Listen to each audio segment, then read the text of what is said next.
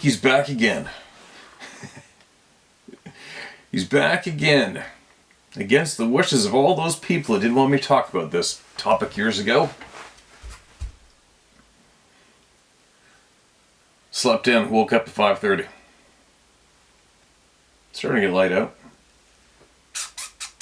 Now, I've been organizing all of my emails, I spent probably 3 hours doing it yesterday. There's so many.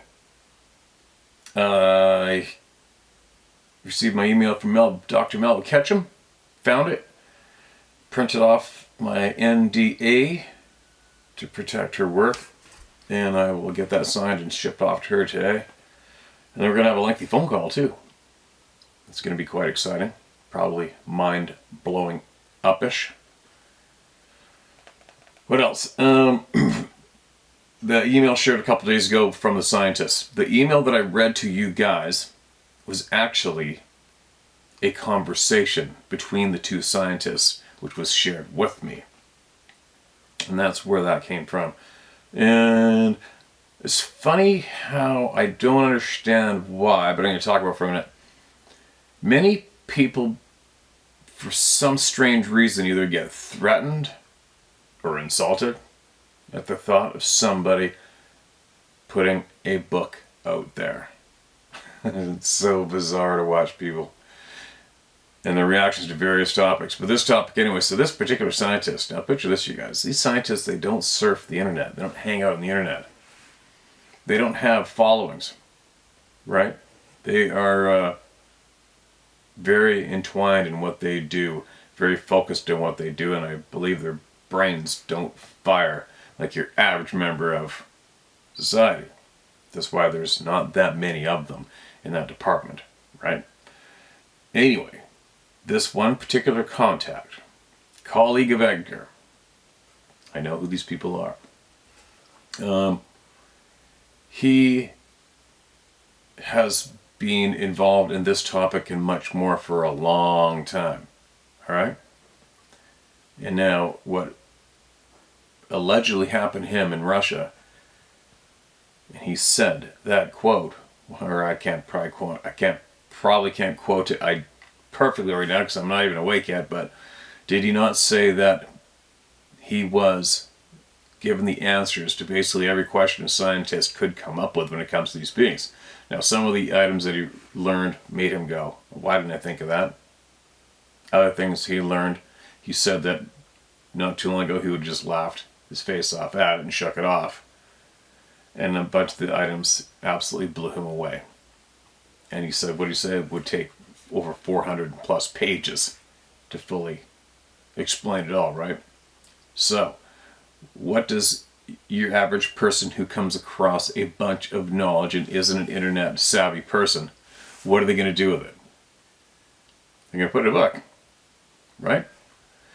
But anyway, and if he makes $10 million off of it, if he makes 50 cents off it, who cares? For a lot of people out there who possibly get upset about people making money in various ways, that's a lot of anger. That's a lot of people online you got to go after for making money. They should probably maybe rethink those reactions. But when it comes to books, you guys, and the internet,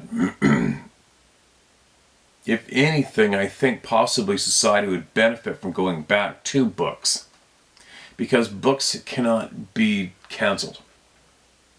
Books cannot be taken away from a drop of a button from your eyes. Once a book is printed, it's out there. It's on a coffee table. It's amongst family members. It's brought to a school. It's in a library. And society has access to that book and those pages and that knowledge indefinitely, right? You can't delete that book and block it, right? That's pretty powerful.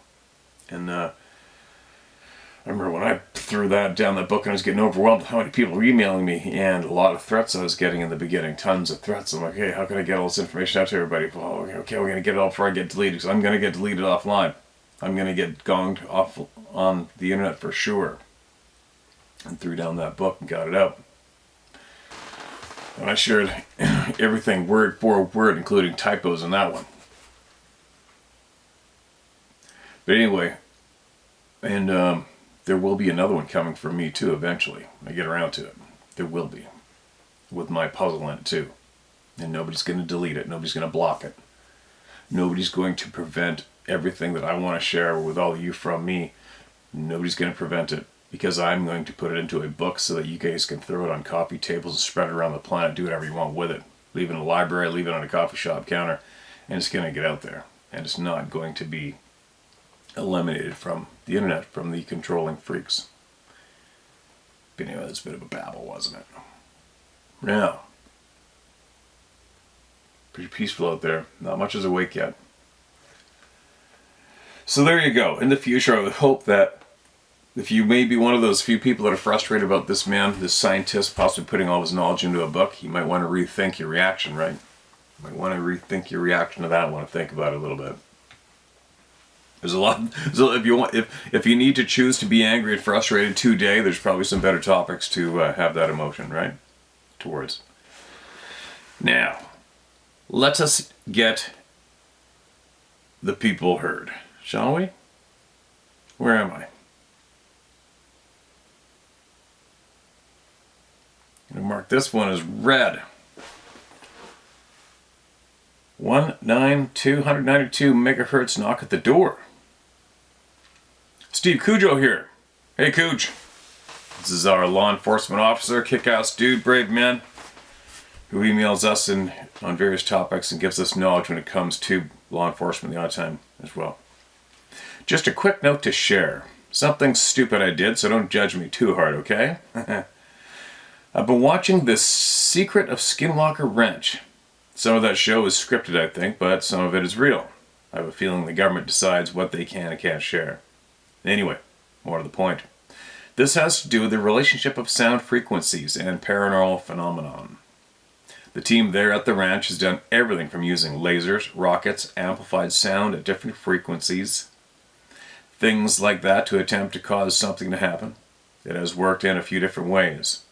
On one recent episode, they had a group of Native Americans perform a drumming and chanting ceremony while filming in ultraviolet. While this is going on, there were heat fluctuations on part of the mesa where the portal is supposed to be, and possible dark figures appearing that the Native Americans saw but the team couldn't find. They also caught a sphere UFO moving at bit of a typo, possibly at 3,000 miles per hour. Moving at over 3,000 miles per hour on a high-speed camera doing another experiment. Anyway, the scientists determined that the frequency of the drums and chanting was 192 MHz. Is that megahertz? I work graveyards at a residential protection detail. Plain clothes, armed gig. Long, usually boring hours with nothing to do but watch and walk. One night, about 2 weeks ago, I got an idea. I downloaded an app for my cell that plays tones on whatever range you want. I set it to 192 MHz. Turned the volume all the way up and waited. I don't spook easily, at all. But about 5 minutes into my little experiment, a fear came over me that I couldn't explain. Intense and deep. I didn't see, physically feel, or hear anything different, but the fear was real. No mind speak or anything like that either. But I felt as if I had the attention of someone or something that was now staring right at me from a wooded area across the street, and it was pissed off. The speaker of my phone was pointed at this area. I honestly didn't think anything was going to happen. Honestly, I was just bored. I was in front of the estate where I wouldn't disturb the client. I quickly turned it off almost as soon as I felt the fear and said out loud, "I'm sorry, I was just curious. I didn't mean to upset you. I'm a believer and I'm just working here and I was bored. I won't do it again." After I said that, the fear subsided for about a minute. No answer or anything. But it definitely felt like I was the little brother who knocks on the bedroom door of his big brother for 10 minutes only to have his big brother answer the door and yell, "What?" It may have been nothing more than me just scaring myself, but who knows. Anyway, I won't be doing that again anytime soon unless I have some backup. Hope you're well, Cujo. Okay, man. Well, you know what's going to happen now, right? Who knows how many people are going to view this email, and how many people are looking for that app right now. They're going to try it out, and who knows what's going to happen, what's going to come in the inbox now, right, man? That's interesting. Quick note.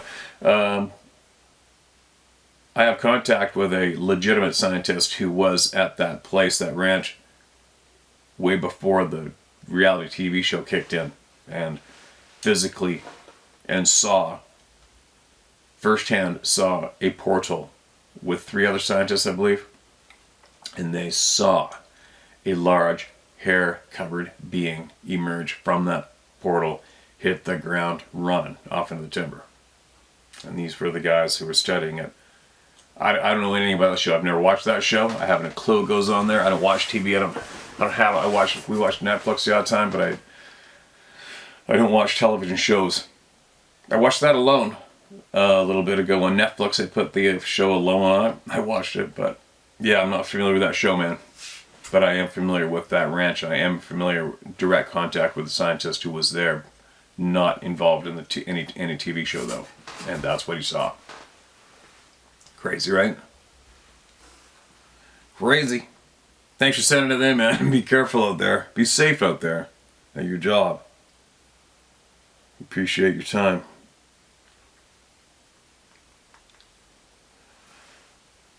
This one's titled, Thank You. Steve, I'm just expressing my appreciation to you and Edgar about the information you recently shared. For me, it has completed my puzzle.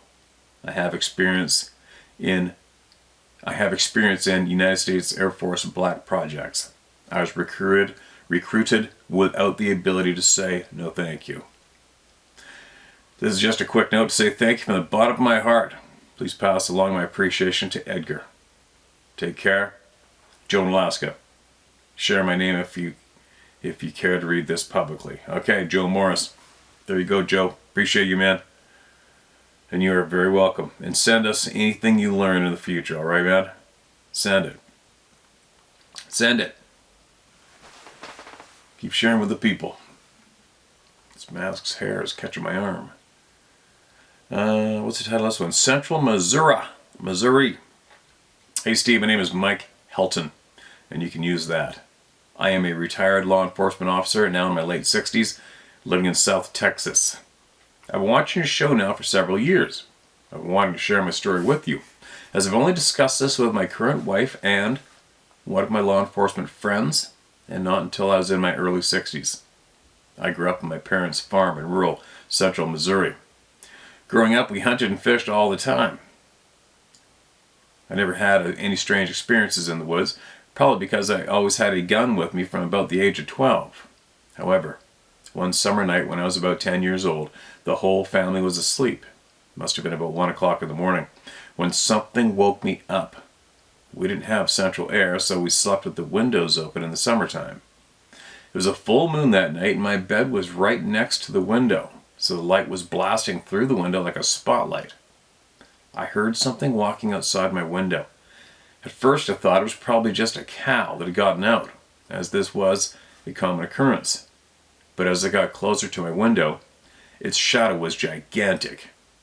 It covered the whole window and blocked out all of the moonlight. I can't explain it. I was frozen in fear. I couldn't move or shout or anything. My mom and dad were asleep in their room, and my dad always had about 10 guns in the house. But I couldn't speak. I can't explain it. This thing must have been about 10 feet tall because it covered the whole window. In comparison, if my dad was standing outside this window, he would only be about halfway up the window, and he was 5'11". This thing never made any sound except when I heard it walking. It was at my window for only about 2 minutes and then walked away. The longest 2 minutes of my life. I never saw it because I was too afraid to look. Until after I heard it walk away. Oh, sorry. Let me read that sentence again. I never saw it because I was too afraid to look until after I heard it walk away. Then I jumped up and looked out the window, but there was nothing. We always had 4 or 5 hunting dogs that would have attacked anyone or anything, but on this night, they didn't make a sound. I always wondered about that. The next morning I told my dad that I thought someone was outside my window last night. He went out and looked around but saw nothing. It's funny how things you don't understand, you just put them away. Well, I thought that was that, until I was 14 years old. We lived a couple miles down a gravel road off the highway. I would catch a ride into town with mom or dad, and I'd spend the day playing pool or pinball machines. Usually I would catch a ride home before dark. But this one time I stayed a little bit late and it got dark. I caught a ride to the gravel road and started walking home. It was about 2 miles. About halfway home I heard someone walking on the gravel about 20 feet behind me. At first I thought it was just another cow that had gotten out. It was pitch black out. No moonlight on this night, and I didn't have a light. Our neighbors lived about a mile away in both directions. So, I would walk, it would walk. I would stop, it would stop. I did this several times, and I stopped and was trying to look and see what was there. Then all of a sudden it threw a rock in my direction. Not on me, but towards me. I stood there for a couple of minutes wondering what in the hell, and then it threw another rock towards me. I may be a little slow, but I turned and ran home so fast, I probably could have qualified for the Olympics. When I got home, I grabbed one of my dad's guns, a flashlight, and I got in the pickup and drove back down the road but saw nothing. On both these occurrences, I did not see these things. There was no bad smell. They did not make any sounds except when walking. On both these incidents, I'm sure these things could have caused me harm. Over the years, I've often thought about these incidents. Maybe they just want to let me know they are there, and everything is not what it seems. Back then, I had heard stories from other kids about Jim Harry, a wild man that lived in the woods in Missouri. Back then, no one knew anything about Bigfoot. I put these things away since I had no explanation for them until I was in my 60s. The only other thing that I saw that was strange was recently. 3 days in a row, there were small circular lights, each one about 4 inches around in diameter, moving around in my backyard. I've examined this from every angle and have no explanation. Thanks, Steve. Sorry for the long email. No apologies needed, man. Appreciate the share. It's funny, a lot of people that are coming here and sharing stuff from their childhood that they put away. And then somehow they come across this channel or somebody's email or somebody's video, and it knee-jerks it all to come back, spilling back out. That's interesting, right? That happens with a lot of people with a lot of different topics, doesn't it? It's usually pretty traumatizing stuff, like abuse. A lot of childhood abuse gets put away and then comes out later in life. How about abductions? I think abductions, same thing. I think they've had the same effect, I believe. Don't quote me on that. South Texas. I don't know how people live in South Texas. Oh my God, it's hot there. How do you do it? Man, I was down there one time in April and it was like 90 degrees at 10 o'clock at night. I was dying. I was like, I don't know how people live down there in that heat. Don't get it. It's a cool place though. I love Texas. I love Texas. Who's next? Pissed I'm not getting read. LOL. Said everybody. Not really. Oh. Then he says, no, really. I feel you and David P. decided my story was too much, like someone else's, because you'd mentioned something to that effect shortly after I sent it.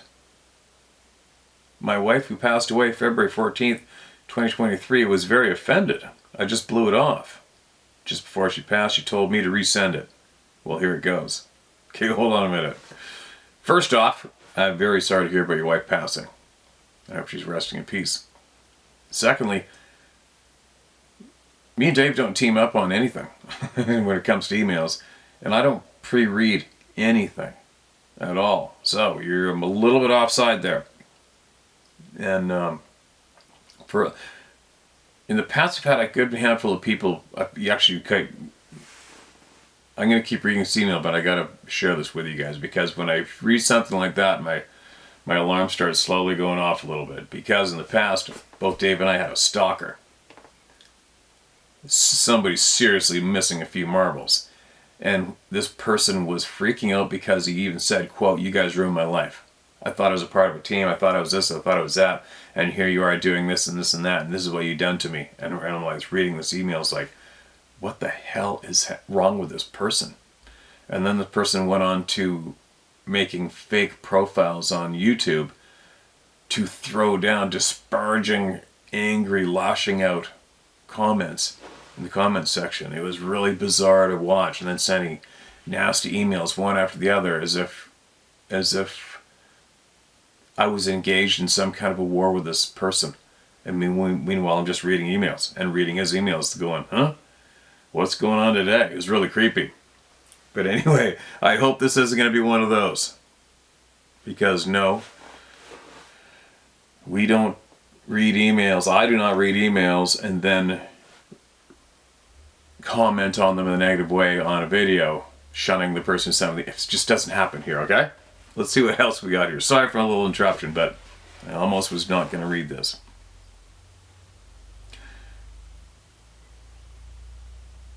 Well, here it goes. Somehow I feel you won't read it anyways. I'll still listen. I respect you and your journey. This is the long one, so settle in, folks. It was 1978-ish. I was packing a 357 mag. Dad had a 44 mag. Stuffy or Bear 45. Stuffy or Bear. That must be a relative. Believe Grizzly Wind mag. Anyways, this is before he bought a cabin, then built a beautiful home on the Kenai River. Alright, so we're in Alaska. We fished the Kenai and Russian River confluences. A huge eddy came together, making late summer fishing amazing. One week into our camping in a tent on the Kenai, we watched the big-ass browns swooping spawned out reds, belly eating and throwing them aside. So that'll be brown bears. I saw a huge creature amongst the multiple bears feasting on the river. It was enormous. The fear of brown bears didn't come close to the fear I got from that thing. I could barely see him at the point of the eddy, but noticed the bears moved away from it. I felt such fear, yelling to my father and brother Barry. After trying to vocalize for what seemed like forever, I ran as hard as I could to his truck, not camp, dove in the back of it. At 13 and having grown up on a farm, I'd never felt fear like that. The stench could be detected all the way across the river. But Stuffy and my dad barely made out the Sasquatch. They teased me for a while, but soon realized what they'd saw. Mind you, we were in tents with fish hanging in trees. I caught what may have been a record Dolly Varden that year, but lost it to a bear. It was nailed on a tree. Okay, sorry so long, but that's my story. This is only the third time sharing, once with my wife and twice with you. My details are weak as I'm almost 60 now, but I know what the F I saw. Thanks for your hard work. God bless you, Sarah Ruby and Livestock. God bless you too, man. Thanks for the share. I'm glad we got to share it for you. I know it's frustrating for a lot of people out there that send in their emails and they don't get read and they think there's some kind of conspiracy against them. But there's not, believe me. I don't know how many emails. I don't know how many I've received. Over 20,000? For real. That's the number, okay, you guys? But like I said, I'll get them all shared. And I will. Now, nobody's going to stop me. It's going to take a little bit.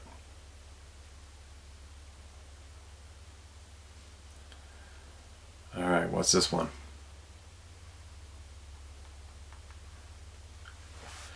It's titled Being Watched. Hi Steve, love your channel. It's refreshing to hear your stories and your opinions without the BS. Never had a Sasquatch encounter, but I did have an unnerving incident about 20 years ago. This took place on a private estate on Maryland's eastern shore. One of the neighbors had a non-working farm/estate that is approximately 300 acres in size, half of which was tilled at one time. It's a peninsula that is a branch of a river that runs up both sides. The farm is approximately a half mile wide, heavily wooded, on the edges near the water fields. Okay, typo. Near the water. Fields run through the middle of the property. The owner had approached me one day and asked if I had any spare time to help him mow the grass fields, which were under some government program and had to be mowed twice a year. I told him I'd help him out with that. This farm was a whitetail paradise. They didn't allow any hunting. No matter. My father-in-law was a caretaker on another farm and had the hunting rights on that one. He didn't hunt, so I had the whole 1,200 acres to myself. Anyway, to get back to the original farm and the story, one morning I headed out with the tractor and was mowing one of the fields, and was going along the edge of the woods and decided to stop for a bit and just take a walk through the woods down to the water. I walked about 100 yards through the woods. Hardly any underbrush, so you could see pretty good. I came upon a grassy area in the woods that continued to a wide sandy beach of the river. Thought to myself, this would be a nice spot to build a house. Just then, I felt like I was being watched. I shrugged it off, but the feeling grew in intensity to the point I started looking behind me. And it's getting to the point that it felt like I was going to get grabbed from behind. I started back, heading for the tractor, and this feeling was so intense, I wanted to run, but I did not. I got back on the tractor finally and still felt like I was being watched the whole time I mowed that field. I don't know what the hell that was, but it scared the shit out of me. Never had an incident or anything weird happen on the 1,200 acres. I hunted, and I hunted it for years. I have to think about that day and just can't figure it out. So, anyway, you're always talking how the truth will come out someday about Sasquatch, Sabe, Bigfoot. The government already knows the truth and will never admit it. Not hard to figure out. If the government acknowledged their existence, they would have to list them on the endangered species. That would be the end of the logging industry in the U.S. Yeah, debatable. Thanks for that email, man. And I understand the fear is so intense. People that don't experience it can't understand it, how the impact it must have, right?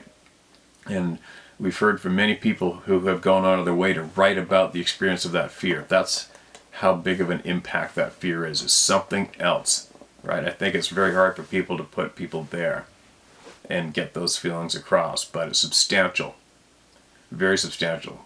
I mean, think about the amount of fear it would take for you to never ever forget it, always think about it, and then want to share it online on a channel like this.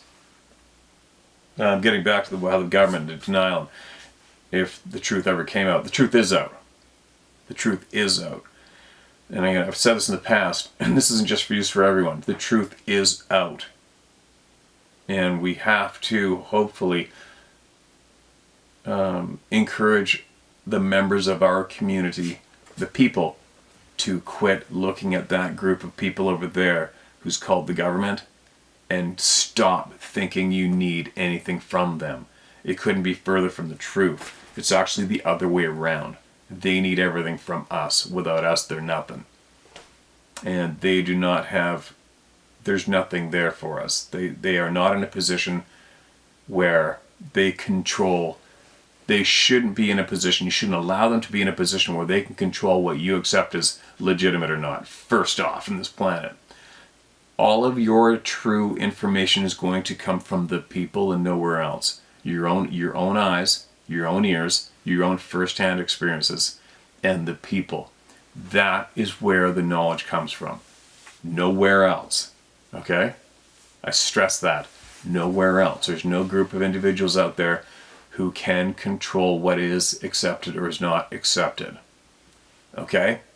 That's a very, very big cluster F of how we have been directed and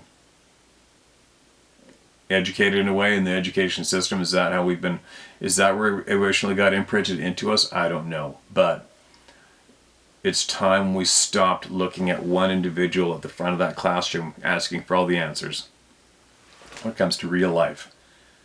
And it's also way beyond time you turned around your thought process of holding a group, any group, and you feel for some strange reason you need to look to them for acknowledgement on anything.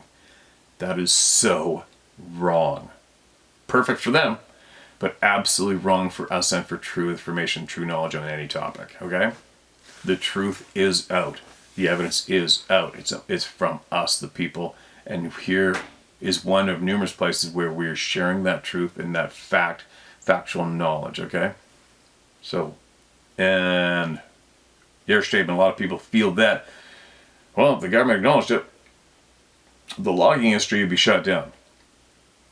This topic has nothing to do with the logging industry being shut down. My mouth and my brain, right? Remember? Doesn't mesh up that smooth. These beings are in no relation to what could be described as an endangered species to what we know, like the snowy, the spotted owl, or what some people think grizzly bears are endangered, or wolves, or whatever. It's not the case. That is further from the truth at this point of the game. This point of the game, the fact that this is not publicly pushed information is because it destroys. It absolutely destroys everything we've been taught. That's why it's not being acknowledged. Also, these people live successfully, independent, and do whatever the F they want. Period. That's a huge reason why the people who want to control you and your thoughts, your actions, that is a huge reason why they do not want us to acknowledge, why they do not want this information acknowledged publicly, mainstream, pushed through us in school. That'll never happen. Not much truth actually gets pushed through us in school. Can't even bite my lip right there. Starting to babble. You're picking up what I'm putting down, everybody, I'm quite sure. There you go. I'm gonna bite my lip. I just chopped myself up. The big hook came out on the stage and pulled me off. Let's get back to more voices, shall we? Here's an alarming title. 6-year-old tormented by dogman. May 18th, 2023. Dear Steve. First, let me thank you for sharing these emails from the people. It is important work. So many people from so many areas, backgrounds, ethnicities, and religions. These experiences are common to all walks of life. No one is exempt. Hear, hear. Absolutely agree on that one. You can use my name. I don't care what people think about me. My name is Chris Mitchell, and I live in Nashville, Tennessee, where I am a professional musician and music producer. I wrote my first little piano piece in the 5th grade, never stopped. I'm truly blessed to love what I do. I love hearing that. I love hearing about people being passionate about something when they're a little child and going for it their whole life and mastering it. Love it.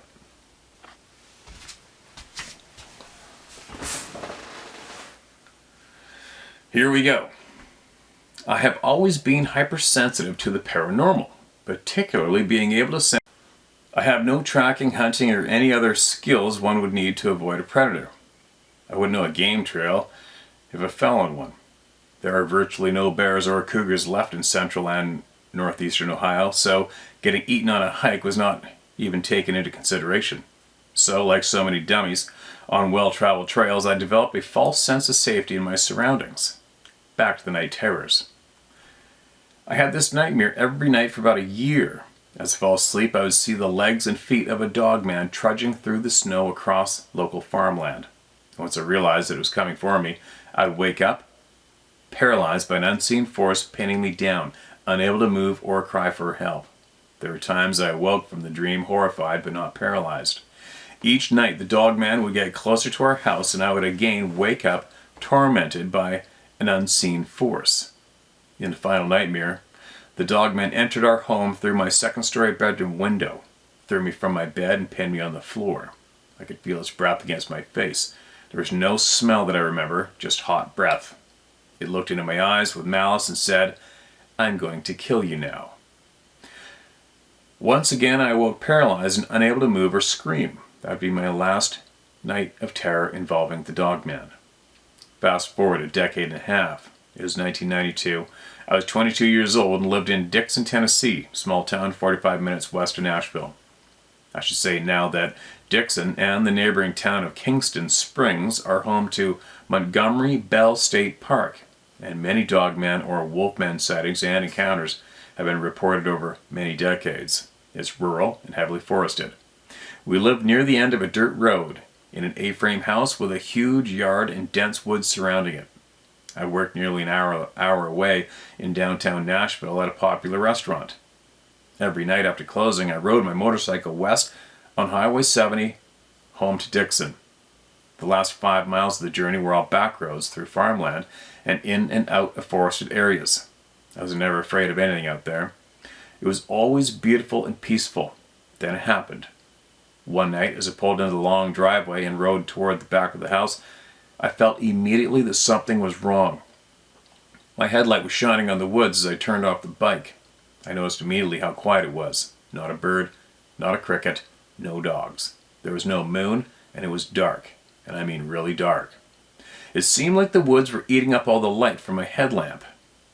Then every hair on my body stood straight up, and I was paralyzed by the same fear that I had known during my episodes of sleep paralysis. Unbelievable horror. Something was in the woods, just beyond the light watching me. My eyes locked in the woods. I strained to see what was in the darkness, but I saw nothing. I could not take my hands off the handlebars. After an unbearable amount of time, I was able to get off the motorcycle and sprint for the door to the garage. I struggled and fumbled trying to get the key into the lock. Finally, I got the deadbolt unlocked and pushed inside, shutting and relocking the door behind me. I started to panic and hyperventilate. I fully expected something to start beating on the door, but nothing happened. I quickly unlocked the door from the garage in the main house and went inside, putting more space between myself and whatever was behind me. I continued to watch through the windows, but saw nothing. Was it a Sasquatch or a dogman? I'm leaning towards the latter. I did not live in that house much longer and moved back to Nashville. Fast forward 2015, I was going on a night jog at Edwin Warner State Park in Nashville, Tennessee. As an avid trail runner, I knew the trails and paved loops like the back of my hand. Every rock, every log that lay over a path, I was not afraid to be there after dark. On this night, I got about 300 yards out on the paved loop that runs around the park and froze. Again, I had the feeling of being watched. Then mind speak. Something / someone entered my head and said, "Do not take another step forward, you're in danger." I asked no questions, did an about face, and returned to the car. I wondered what would have happened had I continued onward, ignoring this warning. I'm glad I didn't. I'm now 55, and the night terrors and sleep paralysis are many years in the rearview mirror. I went to a healer, a psychic shaman, who explained to me the power that we all possess over the demonic types of entities and how to shut them down permanently. They desire physical form. They covet it above all things, but they cannot take it from us if we choose to not recognize or be bothered with them. They must be permitted or invited to dwell within us. The scare tactics they use are to make us weak so they can hitch a ride. Every once in a while I will hear mind speak trying to frighten me, but then I shut it down completely unless it is positive and looking out for my best interest. These entities have no more power over me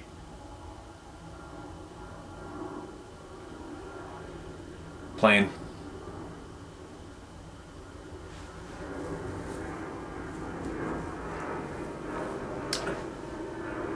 Sounds like a private jet going overhead.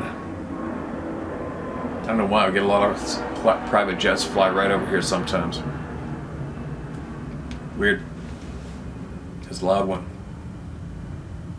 These entities have no more power over me than a tissue paper, which I can toss away at any time. I wish it were so of a Sasquatch or a dogman. I don't know if I ever want to meet a Sasquatch face to face. I have a healthy fear of anything that can rip my arms and legs off with its bare hands. I have a feeling I may already be tagged, and the choice to meet will not be mine if it happens. Apparently I'm not hard to notice physically anyway. Like psychically? Oh, sorry, psychically anyway. Sorry, you guys. Apparently I'm not hard to notice psychically anyway. I never want to meet or hear a dogman. A question for you. What is the difference between the Sasquatch with red eye shine and not? Some of the testimonies have led me to believe that those with red eyes shine are dangerous and mean us harm. Is this correct? We have been told that in the past by some First Nations people I refer to. Definitely been told that. We've been told that from people all around the planet, actually. And it's the red eyes. And what other thing, too, though, is in our mainstream cartoons, movies, whatever, monster books, the monsters always have red eyes. The bad guys always had red eyes. Where'd they get that detail from? How come the bad guys never had yellow eyes? Turquoise. Why red? Right? So, apparently, the red eyes is a red flag, is the rumor on the street.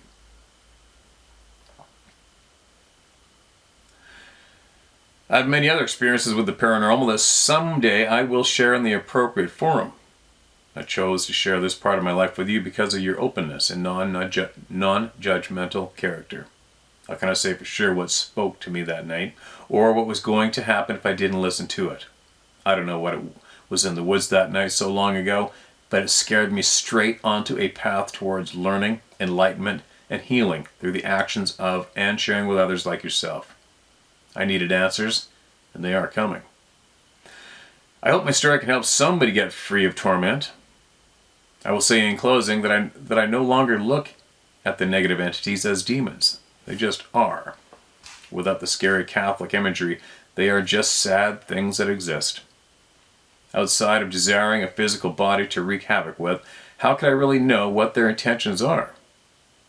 They are not human, and their reasons for doing what they do are not a part of human understanding, and frankly, they don't matter. Their reasons don't matter. I found for myself it is much more important and rewarding to disarm them and focus on loving my neighbor as I love myself. That's a damn good move. Here and now, higher consciousness is available and achievable. We can offer our fellow man and the Sasquatch people unconditional love. We can heal ourselves and others if we choose to take responsibility for our own actions. We can stop worrying about what others think or believe and focus on being kind to them. We are healed by giving. I must find ways to give unselfishly and to nurture and care for those around me. It can be hard to love, but the rewards far outweigh the alternative. Remember, brother, that it is never for nothing when we love with no return. You have done a great thing by ignoring the possible repercussions of sharing the truth and doing it anyway. As you continue your mission, power will continue to be taken away from those who would silence and control us in the name of greed and fear. Thank you for all you do. May our eyes continue to be open. Chris Mitchell. P.S. I really enjoy the film footage of all the beautiful places that you travel to and all the wildlife that lives there. Thank you for sharing and letting us city folks live vicariously through your adventures. I don't know if I'll ever get to visit these pristine and untouched destinations myself. You're welcome. I enjoy sharing everything I got with everybody, especially the nature and all the places I go. And I realize the majority of the people here don't get to see what I get to see, so that's my big motivation for me. I appreciate that email. Like I said, there's going to be a lot of people that shake their head. A lot of people possibly going to be shaking in agreement. And there's going to be a handful of people having the same experiences, right? Your email isn't a new one. Everything you shared, that's not new here. There's a pattern there. A lot of people don't want it to be a pattern, but there's no way out of it. It's interesting how many of us are in tune with these skills, right? There's a lot. Why not all of us, I wonder? Or maybe all of us are, and maybe the majority of us were successfully what we call dumbed down. It's looking that way, isn't it? It's looking that way.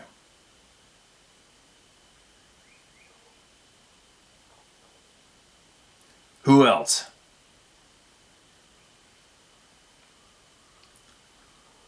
What's this one? Mark, this is red.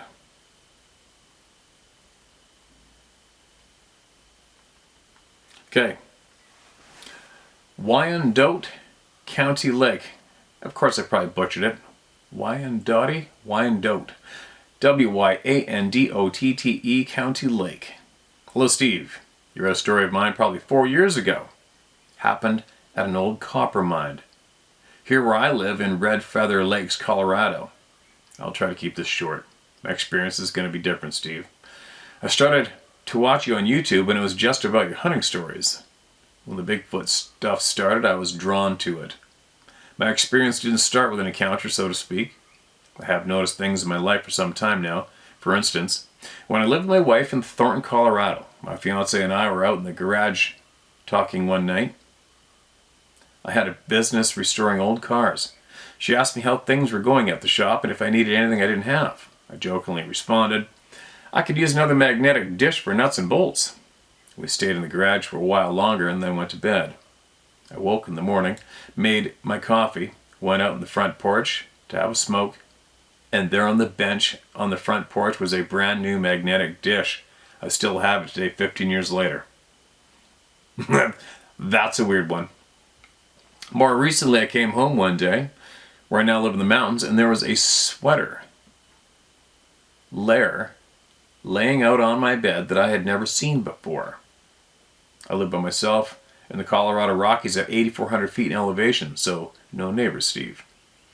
A few weeks later, I came home. My 45 ACP has been taken out of the place I keep it. It was on the bed where the sweater was. The magazine was removed and laying next to it, along with the round that was in the chamber. Nothing else in the house was disturbed or missing either time. This is getting bizarre. These are just a few instances I have. So, a while back, I hear a video on your channel about an experience at Wyandotte County Lake in Kansas City, Kansas. Well, shit. I used to live by there. And as a matter of fact, my Boy Scout camp, Camp Nash, is right down the road from Wyandotte County Lake. So, Steve, when I transitioned from Cub Scouts to Boy Scouts, they had this thing called Order of the Arrow. So what this involved, and we were given time to prepare, all the scouts were assembled at the main fire for the ceremony. Bonfire raging, Indian-type drums beating. Some of the older scouts dressed as Indian warriors would go and select the scouts for Order of the Arrow. There, they would pull you out of your seat, blindfold you, and stand you with the rest of the new scouts. When this was over, we were taken out somewhere on the outskirts of Camp Nash, given our sleeping bags and told to sleep right there and not to move and to wait to remove our blindfolds. It was probably 11 at night by now. I was 12 when this happened, and for the life of me, Steve, and I cannot remember one thing about that night, not one effing detail. I can't shake the feeling that it's all connected, Steve. The video I saw about the Wyandotte County Lake,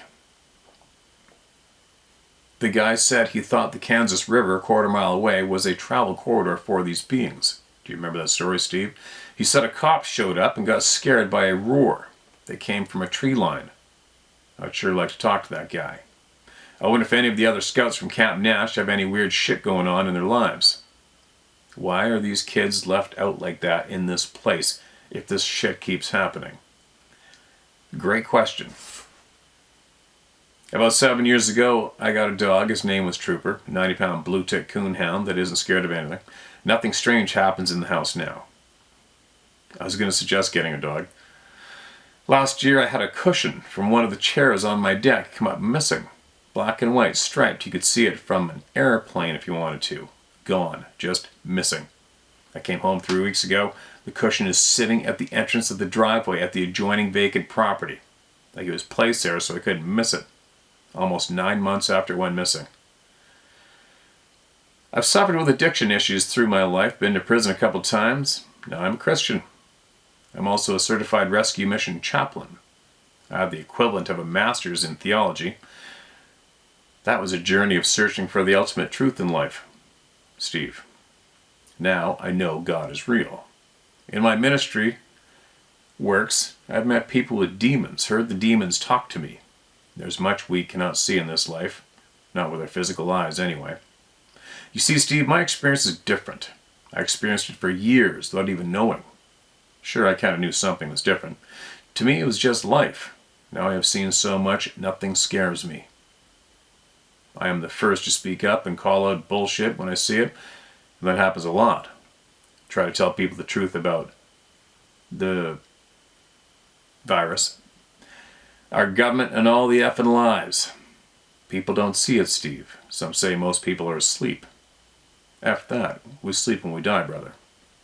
I've hunted these mountains for years, walked all over them with my bow, and now my 300 Weatherby mag. I've seen and heard lots of bizarre stuff. I've heard elk make some of the most bizarre noise I've ever heard. I used to live by an ostrich farm. Boy, do those things make some strange noises. I sometimes wonder about the stories I hear on your channel. The house we live in now, we bought in '98, a small place, 960 square feet. When the realtor showed it to us, there was the strangest thing. In the small bedroom were bunk beds. Steve, the bunk beds had plywood screwed to the sides. It had a door that hinged to the inside and clasp so you could lock yourself in there. That's creepy as shit. The realtor, the mom that lived here, worked at the nearby restaurant and didn't get home till late at night. Her little girl, 6 years old at the time, was terrified of, quote, what could only be a bear, end quote. So the mom had her bunk bed fortified. Could you imagine that? A bear my ass. Yeah, I can't even wrap my mind around that. Fortifying your 6-year-old's bunk so they'd be safer when you left her alone. Said nobody ever. Oh, yeah, all right, carrying on. About 100 feet from my deck is an old teepee structure made of broken branches. Last year, noticed a small tree next to the structure, about 7 foot tall lodge pole. Something had taken the very top of the tree, bent it over, and wedged it into a branch on another tree about 5 feet away, so it blocks the entrance of the teepee structure.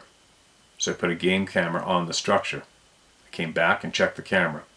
62 images, they were complete whiteout. You couldn't make out any detail. One more and I'll go. About 7 years ago, I took off from work, archery season, to 4th rifle, to just go hunt and be in the woods. Uneffing believable time, Steve. Out for 4 full moons. Say that 10 times in a row. Out for 4 full moons. Best experience of my life. I didn't want to stop. So I bomb into this place called Bull Mountain, and specifically Laramie Overlook. I'm in my old Chevy. The 2-track is so overgrown that branches are scraping both sides of the truck. Story of my life. I get to the end about an hour before dark, set up camp, get a fire going. Beautiful, just beautiful. I can hear elk bugling.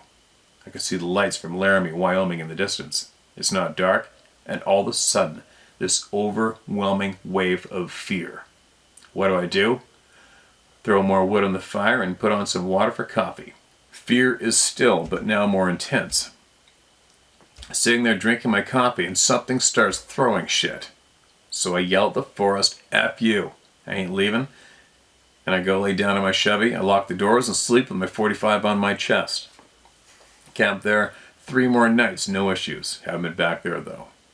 We are not alone in this world, Steve, and that is for sure. That is for absolute sure. And we are not alone. Appreciate that share, man. Appreciate the share. And I don't know why we send our children off to those camps where stuff goes down and nobody shares the truth about what they experienced there previously before the other kids got there. I don't get it. Not anymore though, right? Not anymore. Alright, I'm going to get one more out here and then get on with my day. The adventure dog just came in and plopped herself on the floor. That's her clunker tail. Hey, Bones. That's her 10-pound tail hitting the floor. Okay, listen to this. This is titled Elaho Valley. Now, I have taken all of you up the Elaho Valley numerous times when I was living on the mainland. Upriver from Squamish, British Columbia. Made videos up there. Hey Steve, I recently came across your videos on YouTube and absolutely love what you are doing. The fact that you have taken it upon yourself to get this, what could be described as seemingly skeptical content from the typical non-believer's point of view, and share it without bias or prejudgment is truly amazing. Every story shared with this continuously growing community of believers only strengthens the true facts that so many don't know. Anyways, back to the point of this. What info do you have about encounters or sightings in the Elaho Valley area? Lots. Tons. Tons. A few years back, myself and a group of friends were camping at a popular spot up the valley at the 43-mile marker. It's typically known for large, rowdy groups, loud music, lots of firearms being discharged at all hours of the night, day/night, and huge bonfires. Been there. It was 2 weeks before May Long Weekend 2016. We were fortunate to be the only ones there. We had the entire area to ourselves, very uncommon. A quick description of the area would be: the tight single-track road leading into the beach is lined with trees on both sides. As you get closer to the beach, the area opens up on your right-hand side with a large sand berm leading down to the large beach below, and brush and tall trees to your left. We set up our site down below the berm with our fire and kitchen area down on the flats closer to the river. As the night started to settle in, it was only the light from our fire that lit up the area. Past the glow of the flames, everything else was dark. We started hearing strange grunts and snorts just beyond the glow of the fire. It sounded like deep, heavy bass, followed by quick, loud snarls similar to what an angry dog would make, but much louder and deeper. This went on for probably 30 or 40 minutes. Everyone heard it, but nobody had the balls to move or say anything. What? You mean everybody just sat there frozen and didn't say shit? Like they didn't say nothing? Like, what's that? Or go look, get a flashlight, get a gun, like nobody said nothing? I made the decision to sleep in the bed of my truck with the canopy locked rather than sleep in my tent that night. No effing way I was going to sleep in a tent with whatever was making that noise around. In the morning when I woke up, the first thing I did was to walk around the area to see if I could find anything. I didn't have to take more than 15 paces to get up to the top of the berm when I saw tracks that traced back and forth along the backside of the berm with a print of a large torso laying down in the sand and large handprints as if someone or something was laying on their chest looking over the berm down towards us. That's creepy. As of today, I never stopped camping at that spot and still return each summer. The only difference now is I don't bring a tent. I always sleep in my truck. I always carry a loaded 45-70. Cheers, Christian. Wow, still go back, huh? Well, you know you know as well as I do how many people go up there, right? It's a shit pile. And that's another big reason why I never really hunted up that valley. You know, when you get back to my blacktail deer hunting, and a lot of people would email me and ask me about the Elaho, or right there at Squamish, I didn't really go up there too much just because of the fact that so many people went up there. But it's very remote once you leave.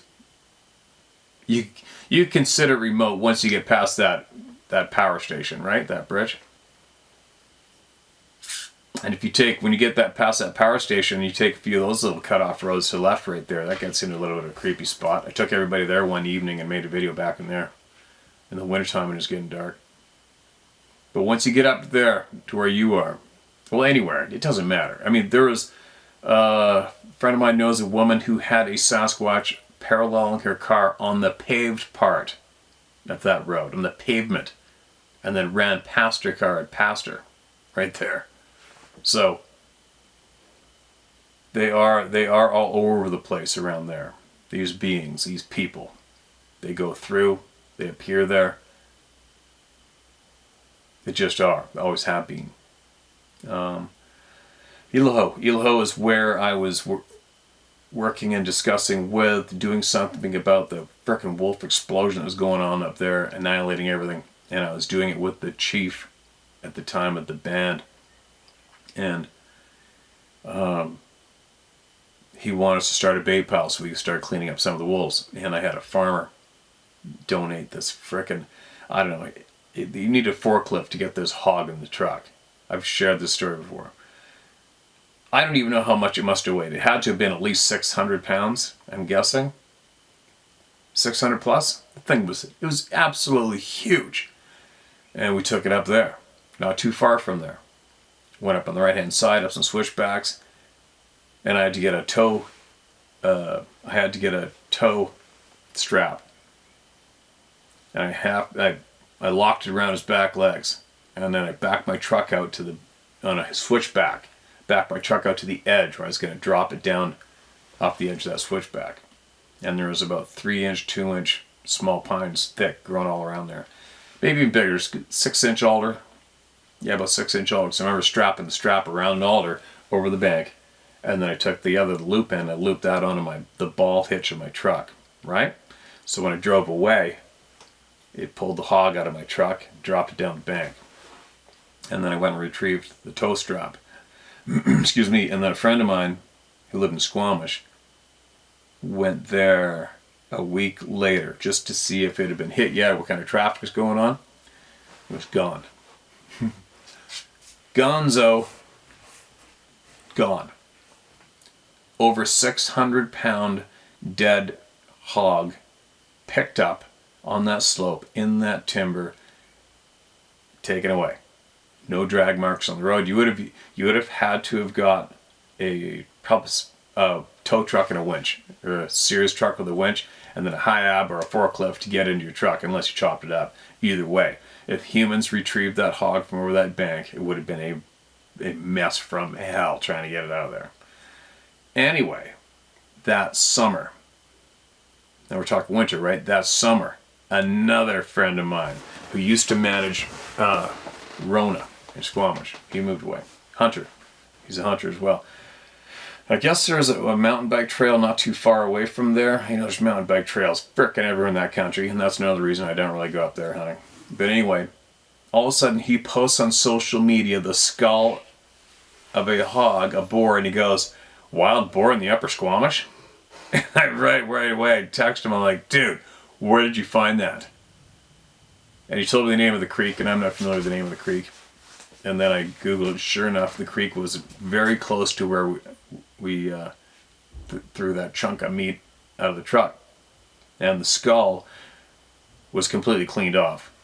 But where he found the skull was about 2 miles away.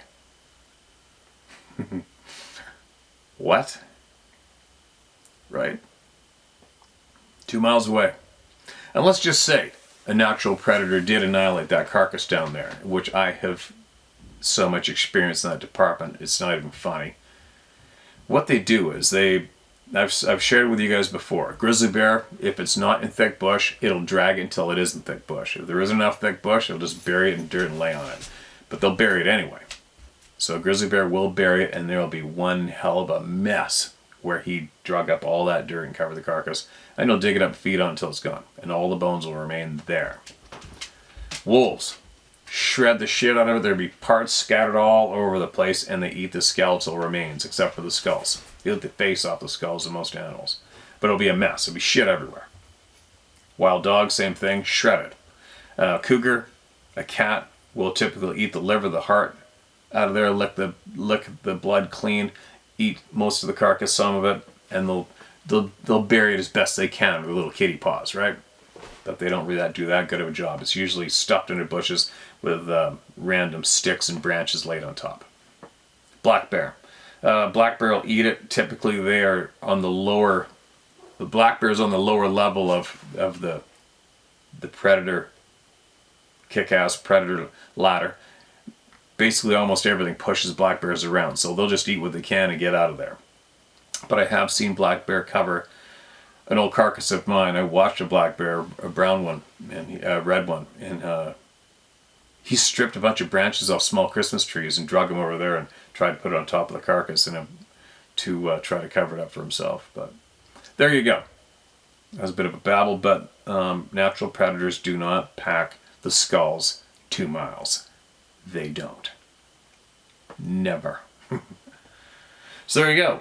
Just want a little more of my first-hand experience with Elaho, and I've got one more actually at the same time. My friend was running a huge job site in Squamish, talking to some drywallers about what was going on with the hog. These guys were hunters, and these guys made a bait pile way up there at the confluence, okay? They made a bait pile way up there at the confluence on a big gravel bar in the snow. They left trail cameras there. They had a 450-pound beef calf that laid there as well. Something took it. Gone. No tracks, no nothing, nothing on the trail cameras. What's up with that? So there you go. There's lots going on up there. I'm surprised you haven't had more experiences. You probably have more coming. But ask around. Ask around people you know that spend time up there, that camp overnight, hunt, whatever.